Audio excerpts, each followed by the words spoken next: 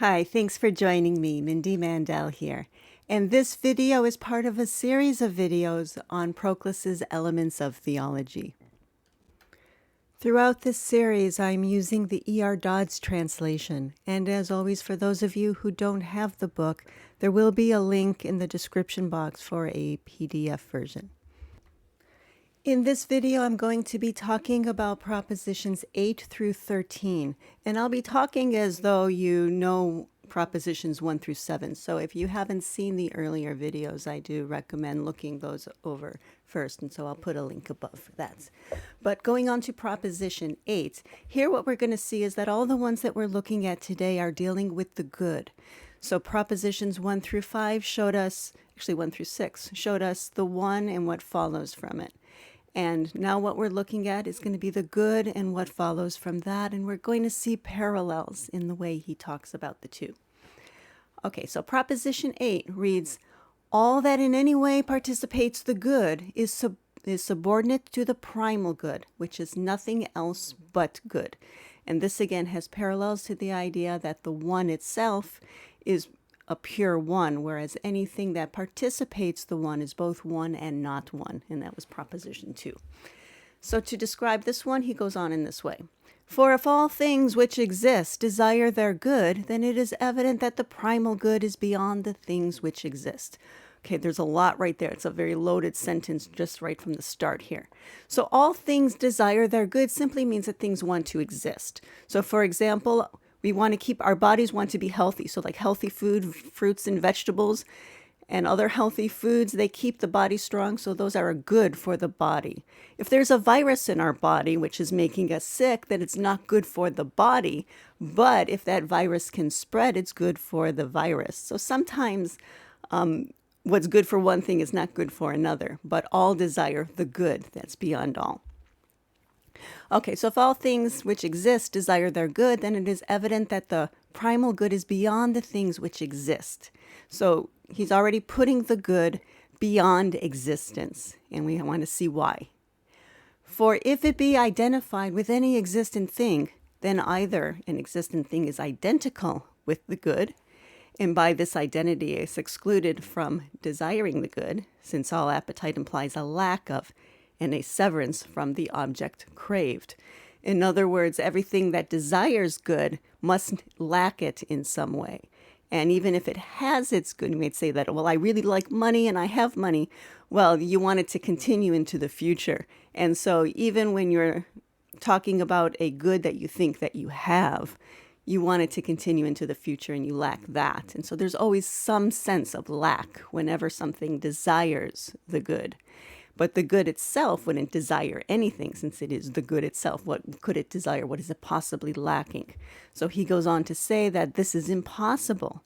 And since it is, then its existence is to be distinguished from its goodness. So you have, if the good were an existent thing, then we have the good and the existence of the good. And those are two things. And the latter will be immanent in the former and participated by it. If so, it is not the good, but a good, being immanent in a particular participant. It is merely the good which this participant desires, not the unqualified good desired of all existing things. So like in my earlier example, the body desires health. And so health is a good that the body has. The body is participating in good. So the existence of the body and the participation in good are two different things. But all things desire the good unqualified, for that is the common object of all yearning, whereas an immanent good belongs to the participant. And the conclusion then is that the primal good is nothing else but good. Add to it some other character, and by the addition, you have diminished its goodness, changing it from the good unqualified to a particular good, such as health. For that added character, which is not the good, but some lesser thing, by its coexistence has diminished the good. Okay, so here we're seeing already the laying out of that hierarchy, just as we saw that the one itself has a higher position in the metaphysical hierarchy than anything that participates the one.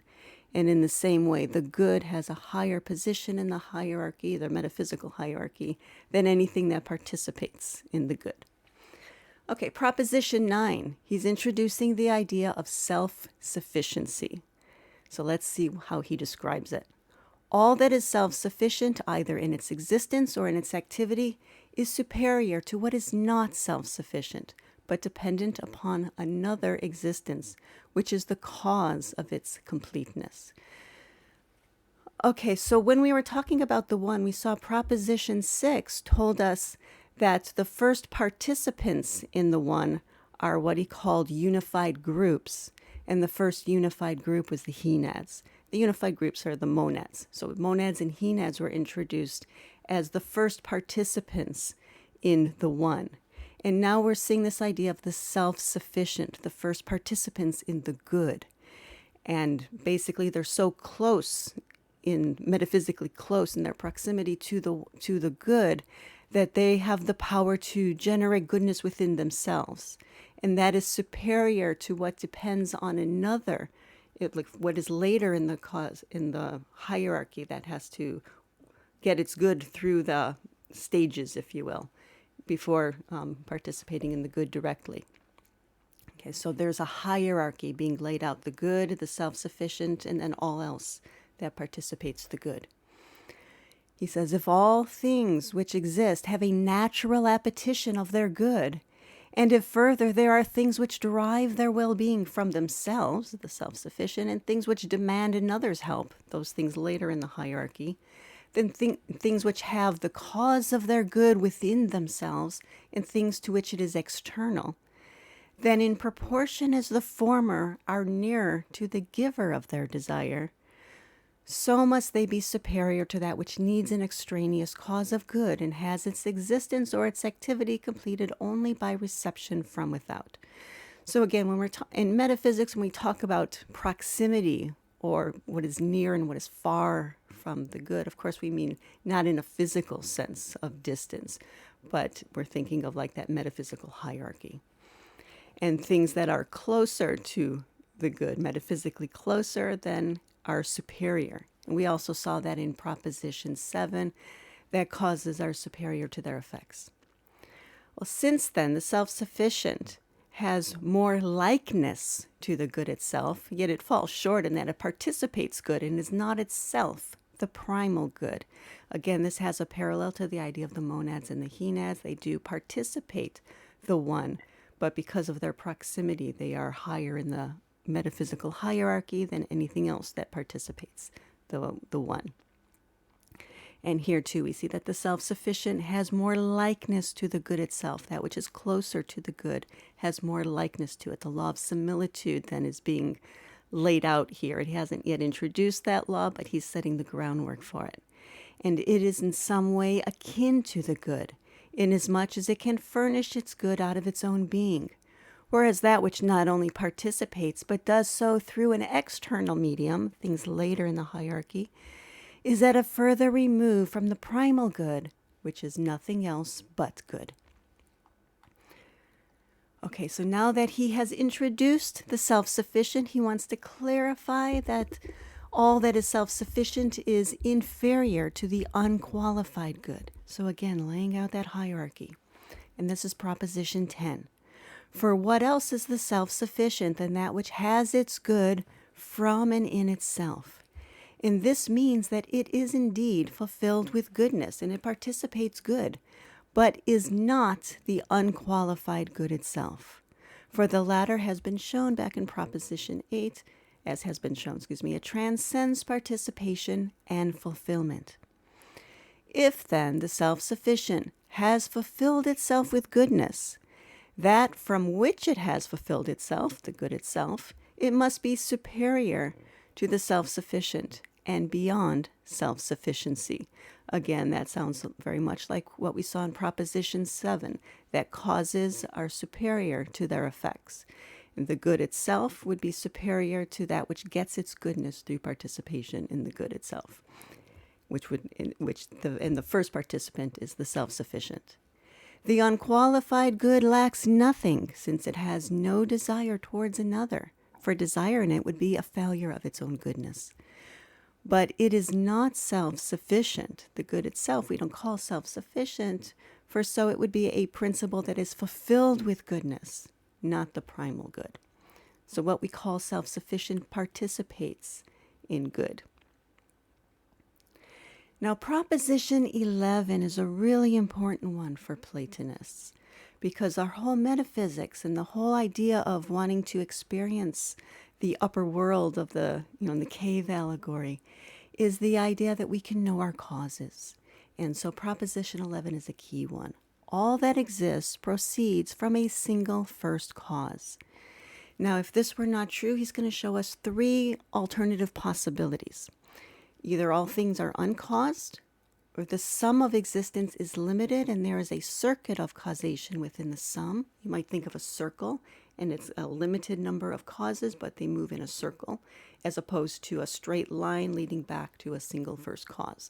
So there's the possibility that all things are uncaused, or that it's a circle that is limited, or if there is if there's an infinity of causes as opposed to being limited, it's infinite, then it would go back forever. There'd be a regress to infinity, cause lying behind cause, so that the positing of prior causes will never cease, will never reach a first cause if it's infinite.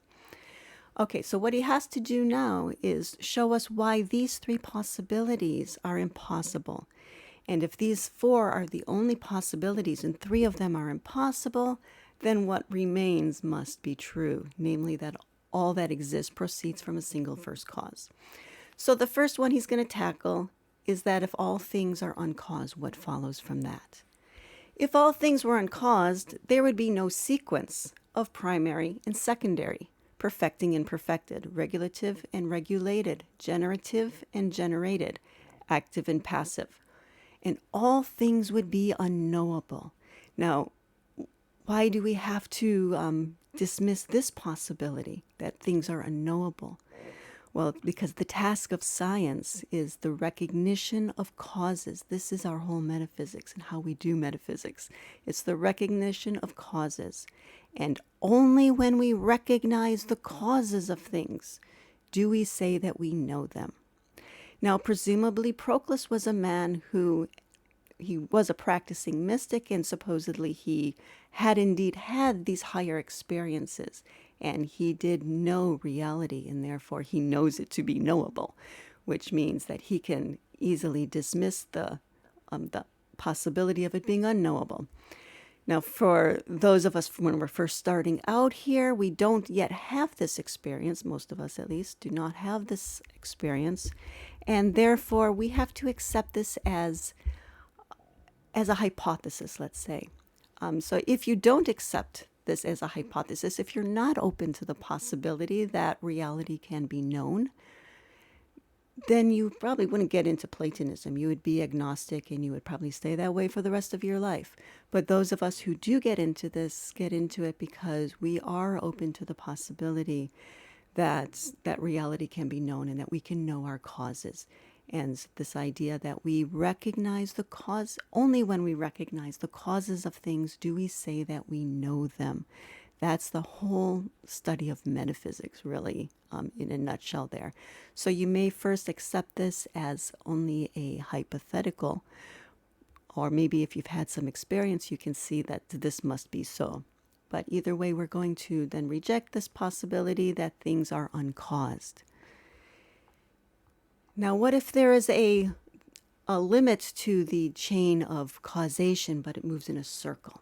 Well, if causes transmit themselves in a circuit, and the same things will be at once prior and consequent, that is, since every productive cause is superior to its product, as we saw in Proposition 7, then that means each thing in the circle here will be at once more efficient than the rest and less efficient because it's moving in a circle. It is indifferent whether we make the connection of cause and effect and derive the one from the other through a greater or a less number of intermediate causes.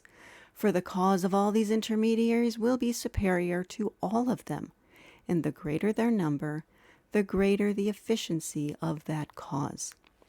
Okay, so basically if you had a circle of causes, that means that which was superior turns out to be inferior when you go around the circle, and so you end up with something illogical. So we have to reject that one. Now, the last possibility is that there's an infinite number of causes, and instead of going back to a first cause, it goes on to infinity. If the accumulation of causes may be continued to infinity, cause behind cause forever, thus again all things will be unknowable, for nothing infinite can be apprehended. We can understand that something is infinite, but we cannot know the infinite in its fullness. The causes being unknown, there can be no knowledge of their consequence. But since we can know consequence, and we can know the causes of those consequences, then we can see that this is illogical. Well, since then things cannot be uncaused, and the cause is not convertible with effect, the circle, and infinite regress is excluded, then it remains that there is a first cause of all existing things, whence they severally proceed as branches from a root, some near to it and others more remote. And then he's going to remind us here that we already saw that the many cannot be prior to the one. For that there is not more than one such first principle has already been established, inasmuch as the subsistence of any manifold is posterior to the one. And that was Proposition 5, but we built up to it in Propositions 1 through 5. Okay, so 12 is, really making one final comment here about 11. 11 is a very important one, and so this one is really a meditation. You can almost pull this one out by itself and just meditate on this one to understand why it would not follow logically to consider any of these other three possibilities, and all that exists must proceed from a single first cause. Okay, going back to discussions of the good, Proposition 12, all that exists has the good as its principium and first cause. Principium it's usually translated as principle. I've never seen this word before, but the Greek word is arche. Okay, for all things proceed from a single cause, which we're going to accept from Proposition 11.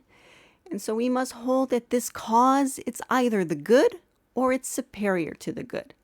Now, what would follow if this single cause, this first cause of all, were superior to the good? Then we have to ask, does it or does it not exercise some force upon things and upon the nature of things? That it would not would be a strange view, for thus it would forfeit its title to the name of cause, because being a cause by definition would mean that it's exercising some force upon its effect. Something must in every case pass over from the cause to the effect. And especially must this be true of the first cause, from which all things depend, and to which all things owe their several existence. But if things have participation in the supposed superior cause, as they have in the good, and we already established that in Proposition 8. So remember again, we have the hypothetical possibility that the first cause of all is superior to the good. And if this were true and things participated in that superior cause, then they will possess some character that's higher in goodness, some character derived from this first cause. For surely the superior principle, if we were to imagine one that transcends the good, does not bestow upon secondary beings a meaner gift than does the good which it transcends. So the higher the cause, the higher the good that it bestows. And what should this character be which is higher than goodness? For by the very term higher, we mean that which in greater measure participates good. So here he gave us a definition of higher, which actually includes the idea of participating good. If then this not good cannot be called higher, then it is necessarily posterior to the good. So again, if all things which exist have desire towards the good, how can there be a further cause beyond it? For if they desire that other also, how can their desire be preeminently towards the good? And if they desire it not, then how comes it that they have no desire towards the universal cause which they proceeded?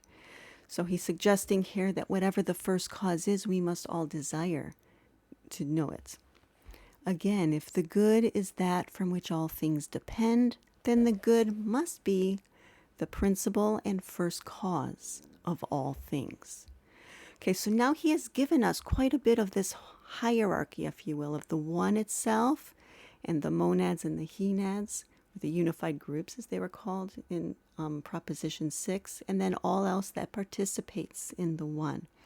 And now we see the good in this highest ranking here as a first cause, and then we see the self-sufficient, the first participants in the good, and then all else that participates in the good. So we have these two parallel hierarchies, but it's only in Proposition 13 that he's going to put them together. Every good tends to unify what participates it, and all unification is a good. And the good is identical with the one. So there's a certain language that we use when we talk about the one, and a certain language that we use when we talk about the good. And now he's going to show us that these are really two sides of the same coin. And so here's how he does it. For if it belongs to the good to conserve all that exists, and it is for no other reason that all things desire it. Remember, things want to exist. That's what they consider their good. Vegetables and fruit are good for the body because they help conserve it. And if likewise that which conserves and holds together the being of each several thing is unity, since by unity each is maintained in being, but by dispersion it's displaced from existence. Okay, so unity is a condition for existence. Like I was talking about the body before, so I'll use that as an example. All the organs function together, and they function as a unity, keeping us healthy. But if we were to suffer a disease, then we may have some organ failure, and eventually our bodies will we will die, because we need that unity of all the different parts functioning together. So unity is a condition for existence, and that's true of all things, like the phone or whatever that you're watching this on, your computer, your phone, your tablet. If you were to drop it and it broke into many pieces, it would no longer exist as what it was before. It would just be a scattering. It would exist as separate pieces. It would no longer exist as a phone or a tablet or a computer. So unity is a condition for all existence. Then the good, wherever it is present, makes the participant one, and it holds its being together in virtue of this unification. And secondly, if it belongs to unity to bring and keep each thing together, by its presence it makes each thing complete. And you'll notice that the word complete is often used in the language when we're talking about the good. Things are perfected and they're made complete. Whereas when we're talking about the one, we talk about them being a unity or being a whole. So there's different language that we use with each train, if you will, of thought. And so it's good to learn that language, but to recognize how they're interconnected. And that's really what Proposition 13 is about. Okay, so in this way then, the state of unification is good for all things. But again, if unification is in itself good, and all good tends to create unity, then the good unqualified and the one unqualified merge in a single principle. We pause for just a moment here to point out that they don't literally merge. It's not as if they're two separate things that are merging together. They were never separate, and so they can't merge. But our thoughts about each have to merge together. We have to recognize that everything we talk about the one and everything we talk about the good have to merge together into a single principle. And it's a principle which makes things one, and in doing so makes them good. Hence it is that things which in some fashion have fallen away from their good are at the same stroke deprived of participation of unity. And in like manner, things which have lost their portion in unity, being infected with division, are deprived of their good. And the conclusion then, goodness is unification, and unification is goodness. The good is one, and the one is primal good. I want to just point out again, or just as a reminder, that our process of reading is very different from in academia. It's not just to understand the concepts, but to truly internalize them and to allow growth in our soul and growth in our spiritual energy, to allow a change in our state of mind. And so I encourage you to look over Propositions 1 through 13, everything we've covered so far, and to really try to internalize it, sit with it, meditate on it, contemplate what is the significance of everything that we have done here, and to really try to see this, let it merge into a single principle in your thoughts. If you have any questions or comments, please feel free to leave those below. And there's always an email address at the bottom of the description box if you have a longer question or something that requires a longer response from me. As always, if you like what you're seeing here, I would appreciate you hitting the like button. It really helps the algorithm. And also, if you don't already subscribe, I do invite you to do so. And then from next time, we're going to go on to talk about motion and the laws of motion. So I do hope you'll join me for that. Thank you very much.